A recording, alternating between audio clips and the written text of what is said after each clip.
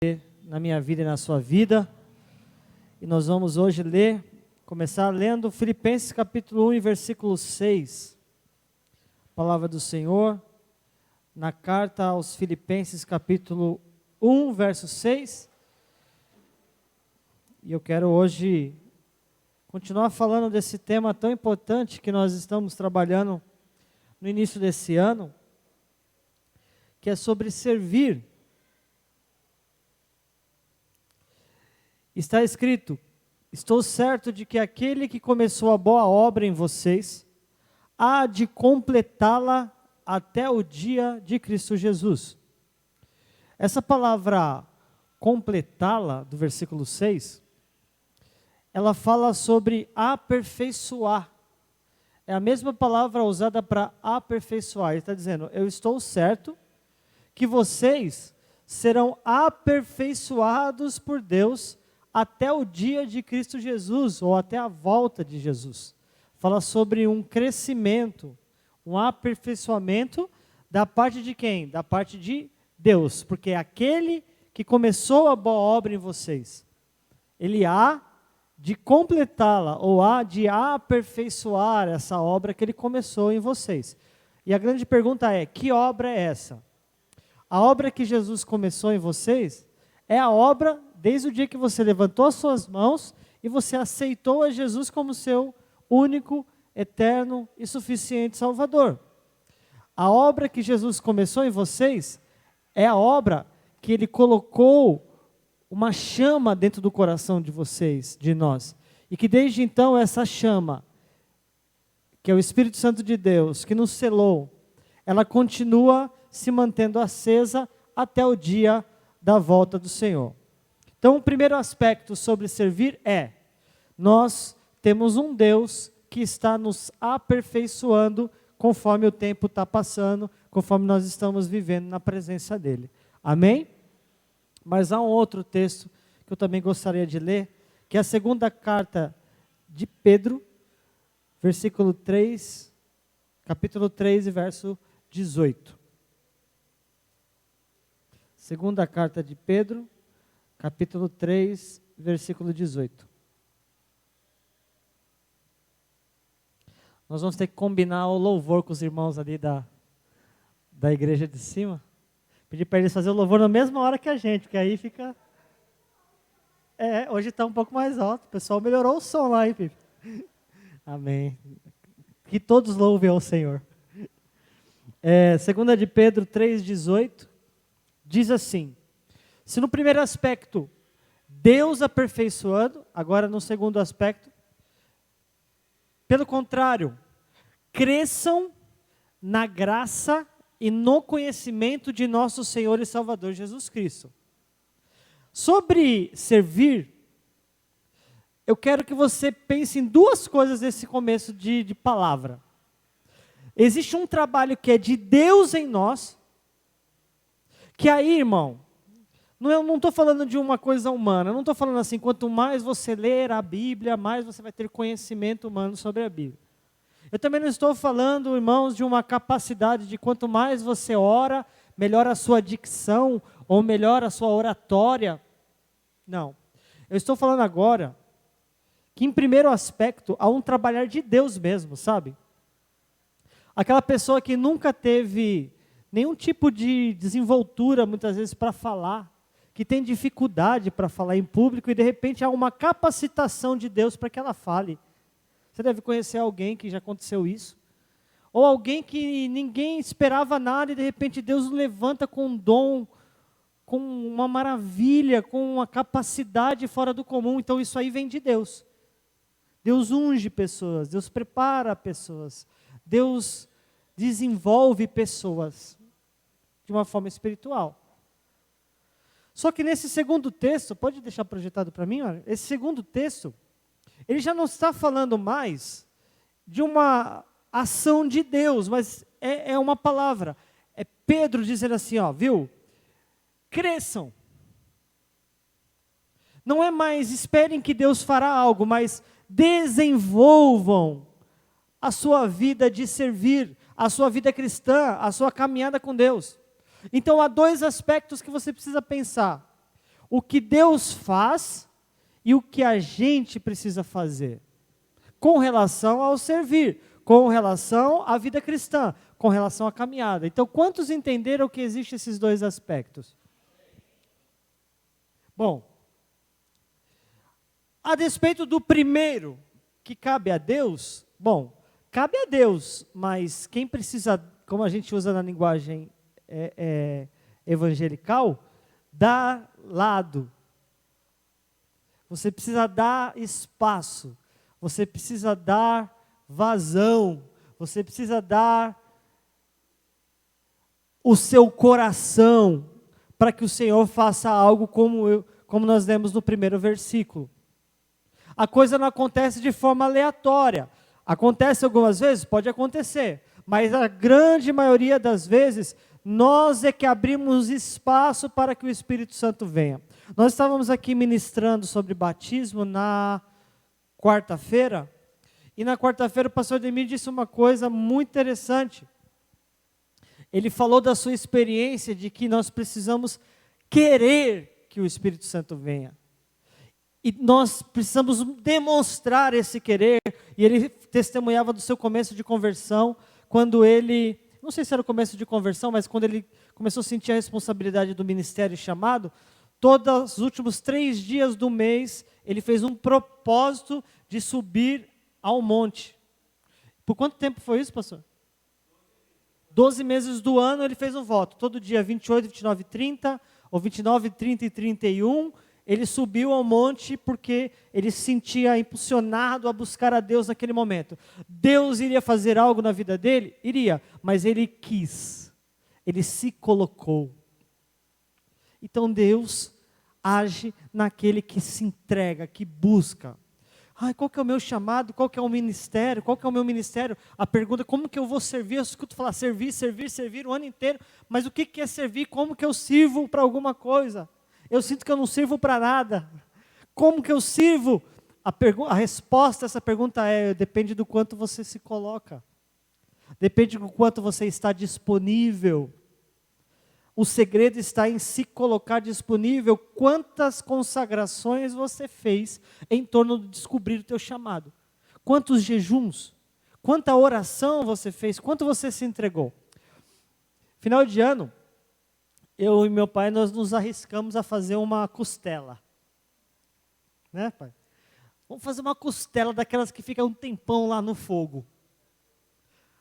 Aí, daquelas lá que fica 4, 5, 6 horas lá, fogo, e fica o dia inteiro, noite, é dessa aí que a gente quer. Tal. Nunca tinha feito. Aí a gente foi lá, 4 horas da tarde, colocamos lá, acendemos o fogo, tal, colocamos, abafamos até a churrasqueira, porque a gente queria ver um negócio acontecer. Sabe aquele negócio de puxar o osso e cortar com o osso? Aconteceu isso? Não. Mas a gente estava com essa esperança. Mas é interessante que a cada 2 horas eu ligava para o meu pai e falava, como é que está o fogo? Aí meu pai ia lá, dava uma olhada, não, tem um pouco de brasa ainda, mas eu coloquei mais carvão. Aí passava mais 2 horas, eu falava, pai, como é que está o fogo? Aí ele ia lá e olhava. E a gente ficou, e eu fiquei ligando para ele não esquecer de alimentar o fogo, porque se o fogo baixa e o calor some, não ia dar certo. Não ia assar até a hora da gente comer. E o grande problema da nossa caminhada é que a gente para de colocar lenha no fogo. Esse é o problema. A gente deixa o Espírito Santo, que é simbolizado como fogo também, na palavra, esfriar. Aí ele esfria, aí depois começa toda vez o processo de novo, irmãos. E você sabe que o segredo do fogo é sempre você colocar combustível.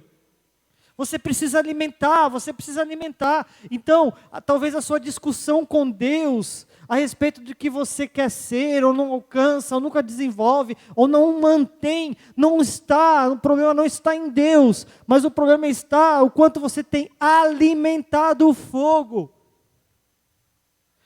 O que eu estou pregando aqui em primeiro lugar, que é a ação de Deus para conosco, não pense que é algo que você está esperando o tempo inteiro acontecer e cair do céu literalmente, mas Deus está esperando onde está a lenha.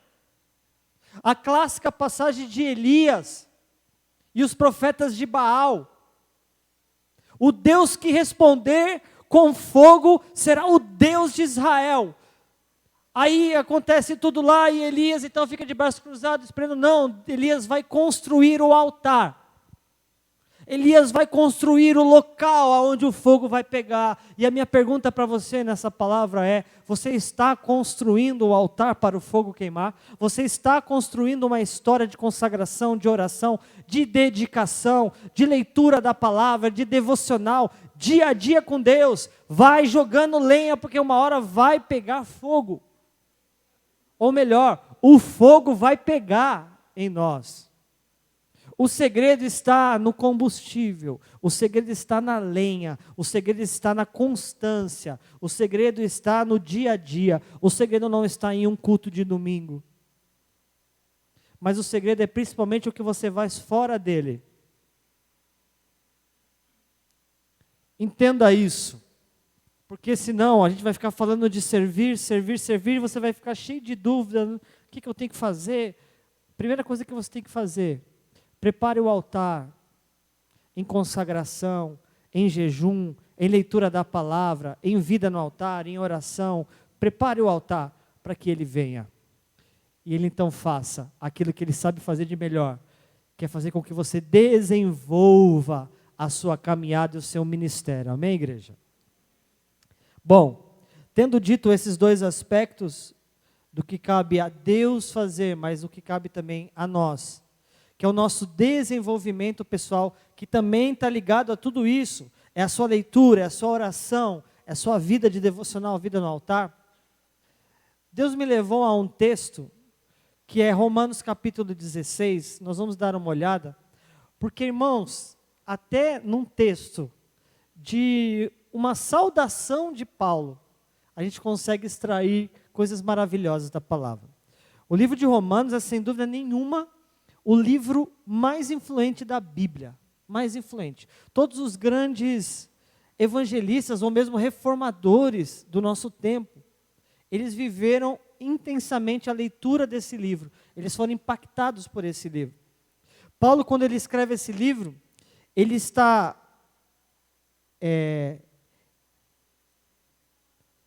em Corinto. O ano é 56 a 57 depois de Cristo, e ele já tem uma caminhada cristã já acima de 20 anos. Então o livro de Romanos é um livro de maturidade, é um livro que a gente lê com cuidado, é um livro que a gente lê extraindo de fato conhecimento poderoso. Roma, na época em que essa carta foi dirigida a Roma, ela era a maior cidade do mundo da época. Havia uma população de 1 a 4 milhões de pessoas. E essa carta então foi direcionada. A Epístola de Paulo aos Romanos é a mais longa, a mais sistemática, mais teológica, mais profunda de todas as outras 13 cartas. E segundo algumas autoridades teológicas, o livro mais importante da Bíblia, porque é um livro que nos apresenta a graça. É um livro que nos apresenta realmente o que aconteceu a partir da vinda de Jesus. Então, o meu convite a você, leia Romanos, se você ainda não fez. Bom, só que o nosso texto dessa noite não está no meio nem no início, mas o texto dessa noite está no final, porque Paulo, quando ele encerra a carta, ele cita alguns irmãos que estão vivendo a comunidade cristã naquele lugar. E ao citar esses irmãos, ele dá algumas características desses irmãos. E essas características falam muito sobre a igreja que Jesus espera, a igreja que Jesus ama e a igreja que serve. Então, acompanhe comigo versículo 1 e versículo 2 do capítulo 16 de Romanos. E ele aqui já cita um primeiro nome, ele diz: recomendo-lhes a nossa irmã Febe, que está servindo na igreja de Cencreia, para que vocês recebam no Senhor como convém aos santos e a ajudem em tudo o que de vocês vier a precisar.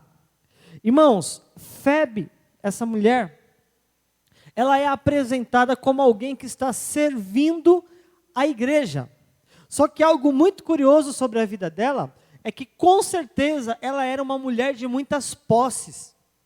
Ela é uma mulher rica para a época. Por quê? Porque a palavra diz que ela hospedava muitos na sua casa. E quando a Bíblia dá essa informação, mostra que ela era alguém de posse, de propriedades. E uma coisa muito importante aqui, é que ela tinha um dom especial na vida dela. E o dom que ela tinha, que Deus espera também da igreja, e que hoje você vai se perguntar no que você realmente se move, está sendo inspirado diante das características que eu vou dar. Mas escute uma coisa, o dom que ela tinha era o dom de servir a igreja. O dom de servir a igreja. Mesmo com uma condição social de destaque, ela continua com atitude de serva. Ela não perdeu a essência. Ou seja, ela está pegando a carta e levando até Roma. É ela quem faz esse trabalho que, na verdade, é até estranho para alguém de muitas posses da época. Mas ela pessoalmente vai levar. Sabe por quê? Porque a respeito da sua posição social, da sua riqueza, o que quer que seja, ela tinha um coração servo, um coração humilde, um coração disposto a abençoar pessoas. Então ela vai, e a consequência disso, Paulo diz, eu quero que vocês recebam ela no Senhor, como convém aos santos, e ajudem em tudo que de vocês vier a precisar.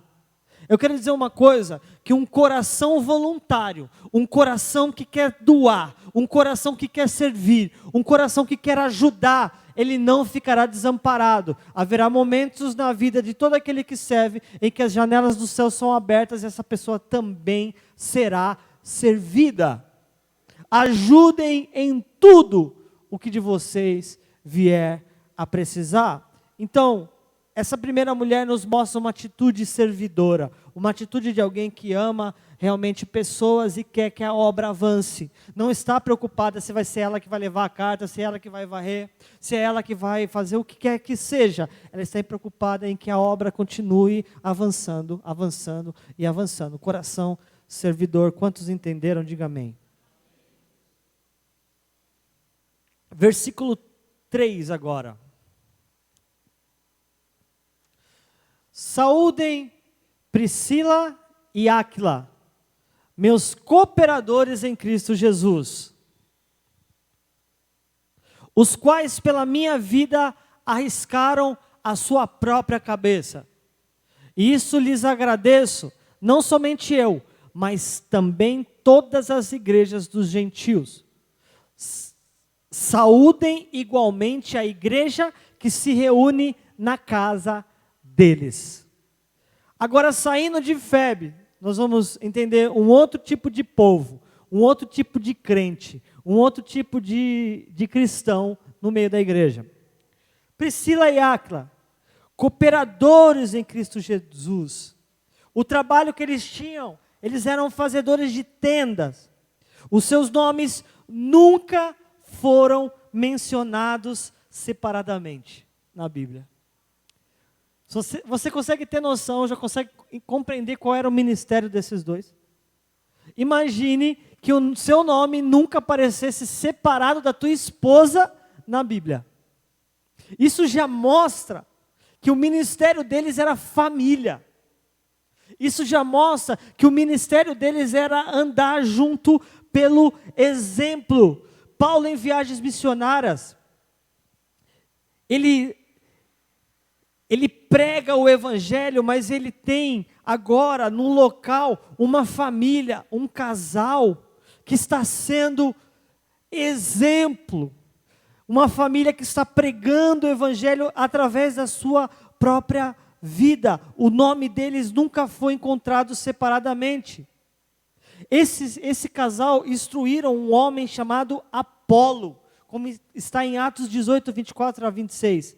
E eles, diz a palavra, que arriscaram a vida por Paulo, arriscaram a vida pelo evangelho. Era um exemplo de casal e tinha uma igreja dentro da sua casa. Não era alguém que tinha um ministério fora, mas era alguém que tinha ministério dentro. Eu tenho dito isso aqui, irmãos, nós estamos aqui para aprender o que ser dentro da nossa casa somente. Nós já estamos em outro nível com o Senhor. O nosso nível é agora, nós estamos trazendo a nossa casa para a igreja.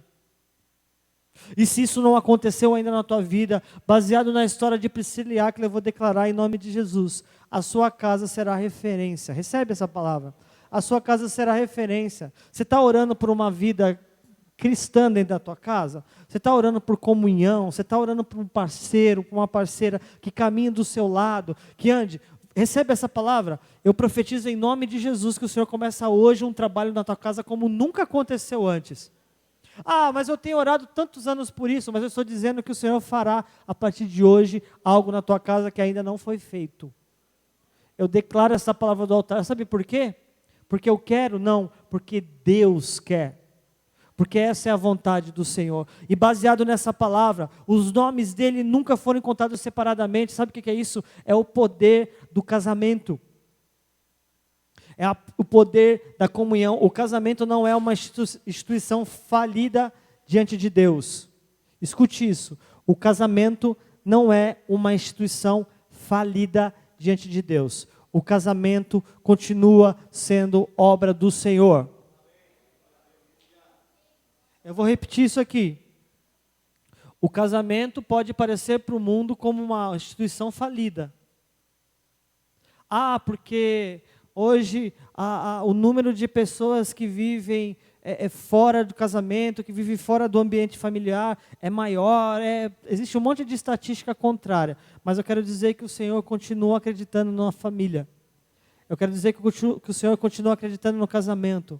Eu quero dizer que a obra do Senhor é uma obra família. Eu quero dizer que o exemplo que o Senhor deu a respeito da sua igreja é que Jesus Cristo é o noivo e vem buscar a sua noiva.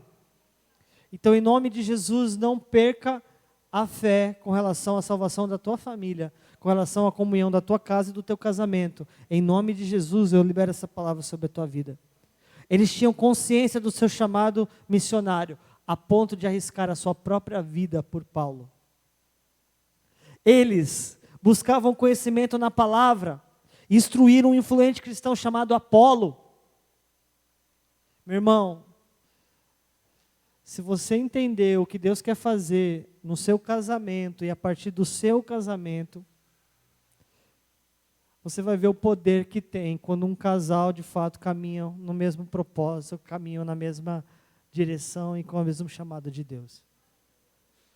Irmãos, eu posso falar e testemunhei aqui também na quarta-feira algo muito especial. Eu me lembrei que no início da minha conversão, eu tinha um problema sério. Eu via a igreja, todo mundo pulando, adorando, aquele primeiro amor, muita gente se convertendo, e pessoas tendo experiências com o Espírito Santo, e eu não tinha nada. Eu era uma geladeira completa, eu não tinha nada de experiência. E eu me lembro, para quem que eu chorei, e fui falar assim, eu não tenho experiência com Deus, eu não sinto nada. Eu vejo um monte de gente sentindo e eu não sinto nada. E eu fui chorar para Mel. Ela foi a pessoa que ouviu. E quando eu chorei para ela, ela se colocou de joelho. Toda a minha caminhada, todo o ministério, tudo que Deus fez na minha vida, de eu ter descoberto que a minha missão na terra era servir a igreja como pastor, tudo isso eu devo à intercessão de horas e horas e horas de propósito de madrugada que ela fez. No começo da minha caminhada, eu me lembro disso, eu me lembro das Bíblias dela, grifada, riscada. Eu me lembro do dia que ela chegou em mim e falou assim, Vitor, eu vou te matricular na teologia. Eu não tive nenhuma opção. Os irmãos às vezes pensam, nossa, o pastor um dia sonhou de fazer uma faculdade de teologia. Não, quando eu vi eu já estava matriculado. Você é pastor, então você vai estudar a palavra. Você tem um chamado específico para o ensino, então você vai buscar. Então eu vou dizer uma coisa, irmãos. O que eu quero profetizar na tua vida, eu falo assim de peito aberto, que o Senhor realmente una vocês num propósito assim, que a pessoa do seu lado realmente te impulsione a fazer as coisas de Deus, que ela seja realmente alguém que some naquilo que falte na tua vida. E eu percebo isso, irmãos, quantas coisas faltam na minha vida que ela soma. e eu percebo também algumas coisas que eu posso somar na vida. Então, em nome de Jesus, através dessa vida, dessa saudação, Priscila e Áquila, o Senhor tem uma obra ainda a fazer a dois. O Senhor tem uma obra para fazer no casal. O Senhor tem uma obra para fazer. Eu não estou aqui pregando essa palavra para dizer que isso vai acontecer com todos. Há pessoas, inclusive, que têm um chamado, uma história para viver. Agora fugiu até o nome. Sem o casamento. Se vocês se lembrar o nome, vocês me ajudem aí. Mas pessoas que não têm o chamado, inclusive, para casar. Mas que vão viver a vida de fazer a obra do Senhor solteiro. Há propósitos assim sobre a terra. Mas o fato é que a grande maioria de nós, o Senhor quer que a gente caminhe realmente de fato como família, instrua outras famílias e desenvolva outras famílias. E assim multiplica o evangelho do reino de Deus. Amém? Não veio a palavra aqui, não. Celibato. Veio. Celibato é a palavra. Que Deus escolhe alguns para viver desta forma. Mas o fato é, muitos de nós, poucos de nós, na verdade, vamos ter esse chamado de Deus e nós vamos descobrir durante a vida. Mas o Senhor quer realmente restaurar e fortalecer as famílias. Amém? O versículo 5 aparece um nome muito diferente, que você pode levar como sugestão aí para o filho futuro, né? Versículo 5, Mari.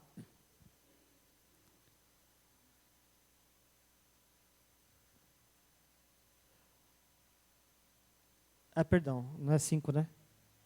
Pode avançar? É 5 ainda, né? Saúdem meu querido Epêneto. Epêneto, primeiro fruto da fé em Cristo na província da Ásia. Esse primeiro cristão convertido da província da Caia fazia jus ao seu nome. Paulo chama de meu querido Epêneto.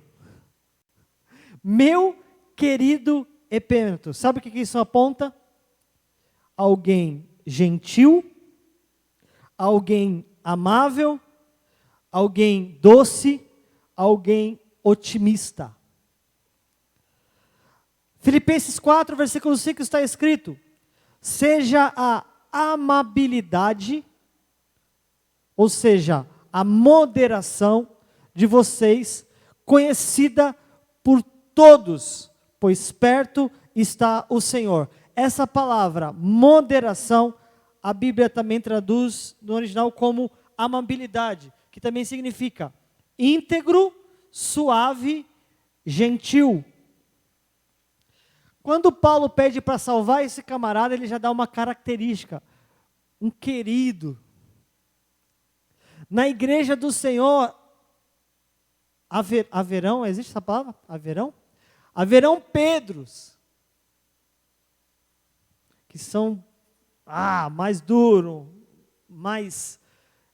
com maior ímpeto. Haverão. Mas também na igreja do Senhor não pode faltar o queridão, o meu querido, sabe? Não pode faltar o Epêneto, aquele que Paulo, quando chegava perto, ele passava, queridão, amável, como é gostoso estar perto dessa pessoa. Ele vai ajudar sempre? Não, porque tem coisa que você não resolve assim com habilidade, tem coisa que precisa do Pedrão. Tem coisa que precisa do ímpeto, mas não pode faltar também aquele cara que na hora que precisa de alguém com uma palavra amável, de alguém com uma palavra doce, de alguém com uma gentileza, não pode faltar também. Quem é você? Você está mais para o lado do Pedro, ou você está mais do lado do Epêneto? Qual que é a sua personalidade, a sua característica, e o que o Senhor vai desenvolver em você? O fato é, seja você o Pedro, ou seja você o Epêneto, que não falte nenhum dos dois na igreja do Senhor. Amém? E é engraçado que a gente procura, né?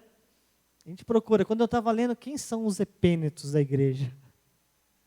Quem são aqueles que são queridos, são amáveis, são gentis, tem uma palavra doce. Como são importantes em muitos momentos na obra do Senhor. Aleluia. Amém, irmãos? Lembrando que a gente está falando de características que o Senhor pode desenvolver em nosso meio. Versículo 6. Não, agora é em Romanos, Mário, perdão. Romanos 16, versículo 6. Saudem Maria, que muito trabalhou por vocês. Irmãos, aqui é muito interessante porque Maria é um nome muito comum na Bíblia Sagrada. E Paulo, ele não deu detalhes na carta a respeito dela. Ele falou assim, saudem Maria. E é interessante que quando as pessoas leram saudem Maria, elas falaram, qual? Quando falou saudem Maria, é a Maria. Por quê? Porque a Maria aqui traz para nós essa realidade de alguém que com certeza as pessoas sabiam de quem estava falando, pelo fato de que ela gosta ou tem o hábito o tempo inteiro de ser prestativo, de ajudar, alguém que tem ajuda pronta. Alguém que antes da coisa acontecer, ela já está ali, já estou aqui, se acontecer eu pego, eu vou, eu limpo. É muito interessante que a gente tem uma pessoa muito assim aqui, sabia? Quem sabe quem é? Já estão sorrindo ali. Tem uma pessoa muito assim no nosso meio, irmãos. Que a gente identifica. Sabe quem que é? A Vivi. A Vivi, o negócio é muito doido. Tipo, a gente está assim, a cair um copo. Na hora que os irmãos vão pegar, ela já está com a vassoura. Já limpou. Sabe, parece que é um negócio, e tem mais pessoas assim, mas, não sei o que, não consegue, e não consegue ver sem ajudar, quer ajudar, prestativo. Como são importantes pessoas assim no nosso meio também. Personalidades diferentes, dons diferentes, mas que o Senhor vai desenvolver em cada um de nós. Aleluia. Versículo 7. Andrônico e Ajúnias. Meu Deus. Meus parentes e companheiro de prisão. E aqui a palavra é perseverança. Nosso meio, na comunidade do Senhor, tem muita gente de perseverança. Sabe quem são? Pessoas sofridas. Pessoas que passaram por cada situação que a gente olha para ela e fala assim, será que eu suportaria ter passado por isso? Você consegue identificar no meio da comunidade pessoas assim? Será que eu teria estômago para viver uma situação como essa? Pessoas que carregam feridas profundas, experiências marcantes demais de sofrimento e que têm muito para compartilhar da sua dor e perseverança, eles não desistiram. Eles foram até o fim, eles continuam. Perseverança, aleluia. Romanos 5, do 3 ao 5 diz, não só isso, mas também nos glorificamos nas tribulações, porque sabemos que a tribulação produz perseverança, a perseverança um caráter aprovado, o caráter aprovado esperança, a esperança não nos decepciona, porque Deus derramou o seu amor em nossos corações, por meio do Espírito Santo, que Ele nos concedeu. Há pessoas em nosso meio que servem com a sua perseverança e força. Há pessoas no nosso meio que servem pelo fato de não terem desistido, sem dizer uma palavra, e você quando vê ela adorando, você sente a glória do Senhor. Aconteceu recente, eu até testemunhei isso com a Mel em casa, que eu estava aqui louvando, e ela estava passando um momento delicadíssimo com a mãe no hospital, aquela situação, e de repente eu estava aqui, eu olhei para ela, e eu vi ela com uma adoração espontânea, eu senti algo tremendo quando eu vi ela adorando. Em meio a toda aquela luta, e aquilo me deu uma coragem, aquilo me deu uma esperança, aquilo me deu uma força.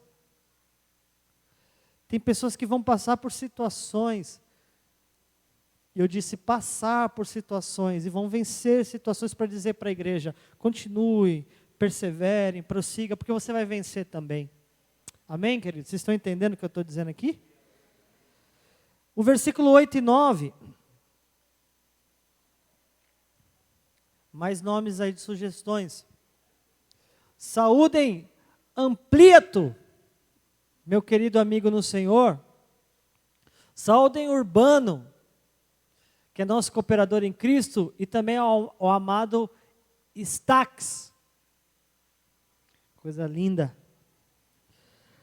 Amigos, amigos íntimos, pessoas com quem se pode contar segredos particulares. Ele começa a frase: saúdem meus amigos. Saúdem pessoas de perto, saúdem pessoas que eu amo. Amigos íntimos, segredos particulares podem ser contados. Pessoas que têm o dom de ouvir desabafos, conselhos e encorajamento. Eclesiastes 4, do 9 ao 10, é melhor ter companhia do que estar sozinho, porque maior é a recompensa do trabalho de duas pessoas. Se um cair, o amigo pode ajudá-lo a levantar-se. Mas pobre do homem que cai e não tem ninguém que o ajude a se levantar. Gente, que coisa gostosa é quando você encontra alguém que sabe ouvir. E que raro é. Você conhece alguém que consegue te ouvir sem ficar pensando no que vai dizer depois? Entenda isso que eu falei agora. A pior coisa é você falar com alguém que ela não te ouviu e ela já está, na hora que você está falando, ela já parou de entender o que você está dizendo, ela já está pensando no que ela vai falar depois que você terminar de falar. Isso é gente que não tem capacidade de audição. E como faz falta conhecer pessoas e que você senta e ela vai te ouvir. Essa pessoa me ouviu de fato, ela me entendeu. E depois você só consegue, irmão, você só consegue transmitir um conselho para alguém, uma ajuda para alguém, se você pegar essa pessoa e colocar dentro de você. Isso é um dom muito especial. A pessoa começa a contar um fato para você, e você não... Quando eu falo a capacidade de ouvir, amigo, de verdade, é aquela pessoa que na hora que você está contando, ele pode contar o maior absurdo para você. Você não liga primeiro o botão do julgamento. Aí você liga o botão do julgamento. Nossa, aí você fica dentro de você, que horrível, meu Deus, você é a pior pessoa do mundo. E a pessoa está falando uma coisa para você, você está, nossa, que horror. Não. A pessoa está falando, estou dizendo de dom de Deus, e quando a pessoa está falando, você está assim... Eu quero entender por que você viveu isso. Eu quero entender por que você chegou a esse ponto. Eu quero sentir. A pessoa está até orando dentro dela. Senhor, me faz ajudar, me faz sentir a dor que ela sentiu. Me faz sentir o peso do pecado que ela está tendo. Me faz perceber isso, Senhor, porque aí eu terei uma palavra para falar para ela. E é disso que ele está dizendo. Haviam pessoas assim na igreja. E você pode fazer uma oração para ser esta pessoa. Para ser esta pessoa. A nossa oração hoje aqui é que o Senhor desenvolva em nosso meio essas características que nós estamos lendo. Porque nós precisamos construir amizades profundas. Para poder contar com pessoas no dia da angústia, no dia da confissão. A Bíblia, sabe o que a Bíblia diz? Confessai os pecados uns aos outros. Para que haja perdão. E como é que se confessa pecado se no nosso meio não há nem sequer pessoas que têm a capacidade de ouvir um pecado? E que já liga julgamento, já liga um botão do acusador, e não o botão daquele que vai primeiro ouvir. Talvez a palavra seja de exortação depois. Olha, isso que você fez é horrível, isso que você fez é péssimo, isso que você fez não deveria. Você precisa mudar essa situação da tua vida. Só que isso só é possível se você conseguir ouvir essa pessoa. Isso é a parte da confissão dos pecados. Mas e quando chega alguém que conta uma situação que está sofrendo, que para você é um absurdo, isso não é nem sofrimento na sua cabeça. Ah, isso aí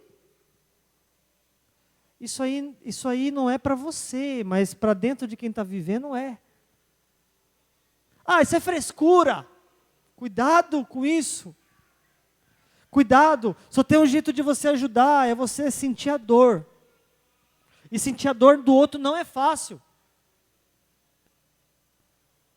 A pior coisa que você pode falar para alguém que está sofrendo com algo, que para você parece pequeno, a pior coisa que você pode dizer, viu, para de frescura.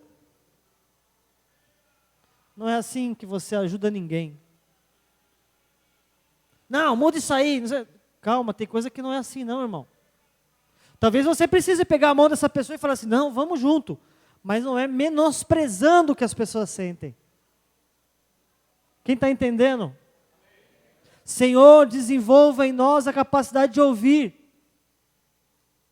Senhor, desenvolva em nós a capacidade de ouvir a partir da experiência do outro e não só da minha, do meu mundo. Você tenta pegar a pessoa, colocar dentro do teu mundo e fazer alguma coisa por ela. Não, você precisa entrar dentro do mundo dela para tentar perceber o que ela está vivendo e passando. Aí sim, você pode pegar e falar, você tem uma coisa lá no meu mundo que eu posso te ajudar.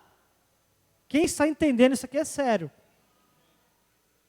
Vou repetir, não pegue a pessoa na mão e tenta trazer ela dentro do teu mundo e fazer, é assim que você tem que viver. Não. A pessoa está doente, a pessoa está com dor, a pessoa está vivendo dias terríveis, seja o que for. Vai lá. Tenta ir lá sentir, entender, ouvir. Legal. Você conseguiu? Agora tem alguma coisa lá no seu mundo que pode ajudar? Aí você fala para ela, tem uma situação que eu vivo, uma experiência que eu passei, eu entendo a sua dor, e eu posso te ajudar. Aí você pega a pessoa e fala assim, dá uma olhada aqui. É isso que Deus espera de nós. É isso que Deus espera de você como cristão, quando você ouve, quando você recebe uma mensagem, você pode me ajudar? Ou quando você envia uma mensagem, você está precisando de ajuda? Você quer um conselho? É assim, irmãos, que a gente ajuda. É assim. Quando Jesus veio à Terra, Ele não veio como Deus. Ele veio 100% homem. Sabe por quê? Porque só tinha um jeito dele nos ajudar. O nosso problema com o pecado. Sentindo o que a gente sente. Sofrendo o que a gente sofre e vivendo o que a gente vive. Ele entrou no nosso mundo. E no nosso mundo Ele disse, tem algo no meu mundo que faz sentido para vocês. Vocês querem? Quero, tá, então eu vou abrir acesso. Foi lá e morreu na cruz. E abriu um espaço, um acesso para que nós pudéssemos viver o mundo dele, que é muito melhor do que o nosso, amém? Glória a Deus. Vamos finalizar.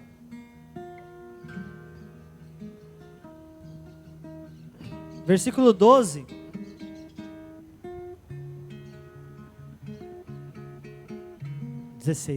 Romanos 16, verso 12.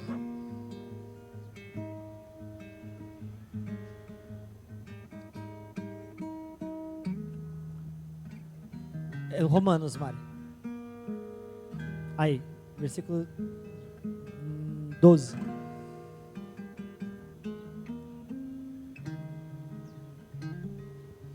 Essas duas irmãs gêmeas aí, com nome bastante peculiar também, né? E elas são gêmeas mesmo, viu, irmão? Trifena e Trifosa. Gente, que pecado vocês rirem do nome bíblico. Que pecado, vão ter tudo que pedir perdão. Mas quando a gente estuda sobre esses dois nomes aí, a gente descobre que se trata de dois nomes pagãos e de duas pessoas que eram envolvidas com prostituição, muito provavelmente. Então sabe o que isso quer dizer? Que há pessoas no nosso meio que vão se converter e vão dizer assim, Jesus ainda salva a pior espécie que a gente imaginar nessa vida, ainda há esperança de salvação em Cristo Jesus. Que delícia saber que a gente tem um pastor que está aqui como referência, que não tem vergonha de vir aqui na frente e dizer assim, eu eu andei caído pela calçada como um mendigo. E a gente olhar e falar assim, quem? Pastor Ademir? Não é possível. Que maravilhoso é ter pessoas assim no nosso meio. Eu falo dele porque a gente tem liberdade e a gente ouve o testemunho dele, mas eu sei que no nosso meio há outras situações assim. Que lindo foi o início dessa igreja, irmãos. Como nós vimos irmãos pegar a arma assim e colocar a arma em cima da mesa assim, ó. Eu não quero mais essa vida. Que lindo ver hoje ainda irmãos que muitas vezes não estão mais aqui frequentando a igreja, mas estão em outras comunidades e caminhando com Cristo, que chegaram na igreja, eu me lembro, com 9 pedras de crack. E dizendo assim, ó, isso aqui ou eu vou vender, ou eu vou usar. E Deus fazer uma obra, só que eles se depararam na igreja com alguém que disse assim, viu, eu sei o que é isso. Eu sei o que é crack, eu sei o que é cocaína, eu sei o que é maconha, eu sei o que é tantos outros problemas. E ele disse assim, viu, tem solução para você porque teve para mim. Você vai se libertar disso e ver as pessoas sendo curadas. E hoje são pessoas que vivem em família, vivem no altar, em igrejas. Essas mulheres aí representam essas pessoas que chegaram completamente destruídas na igreja, mas o Senhor fez uma grande obra na vida delas, e Deus vai continuar fazendo isso ainda hoje, irmão, em nome de Jesus. Aleluia, glória a Deus. E o último nome que nós vamos ler é o versículo 13, que é um irmão que é apresentado chamado Rufo, nome de cachorro, Rufus. Mas o Rufo, ele é apresentado como eleito no Senhor. Igualmente a mãe dele, que também tem sido mãe para mim. Esse camarada tem algo muito especial na vida dele, porque muitos estudiosos, muitos historiadores, teólogos, falam que essa pessoa, ele era o filho de Simão, que ajudou Jesus a carregar a cruz, irmãos. Lembra dessa clássica passagem? Simão Cirineu, que em um determinado momento Jesus é ajudado por um homem a carregar a cruz. A este camarada foi atribuído o filho dele. Filho dele. O eleito no Senhor. Marcos 15, 21. Certo homem de Cirene chamado Simão, pai de Alexandre e de Rufo, passava por ali, chegando no campo, e eles o forçaram a carregar a cruz de Jesus. Se Paulo está citando o nome dele, do filho, é muito provável que o pai talvez já tenha tido partido para o Senhor, que o pai já estava morto. E eu vou terminar essa palavra dizendo para você, que esse camarada ele era eleito no Senhor, e que o que ele nos ensina é que a nossa posteridade será eleita no Senhor.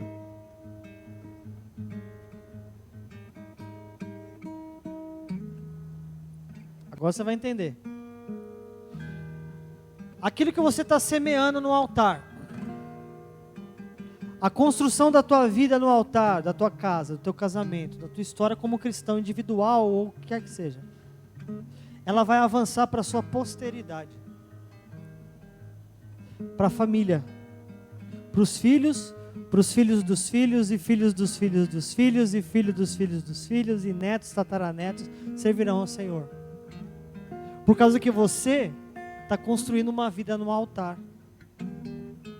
Eu me lembro muitas vezes de conversar com jovens que falavam assim para mim: pastor, eu sou sozinho na minha casa, eu não tenho ninguém que tenha como referência de cristão, não tenho. Eu olho até um tio distante que serve a uma igreja que nem é muito parecida, sabe, zero referência.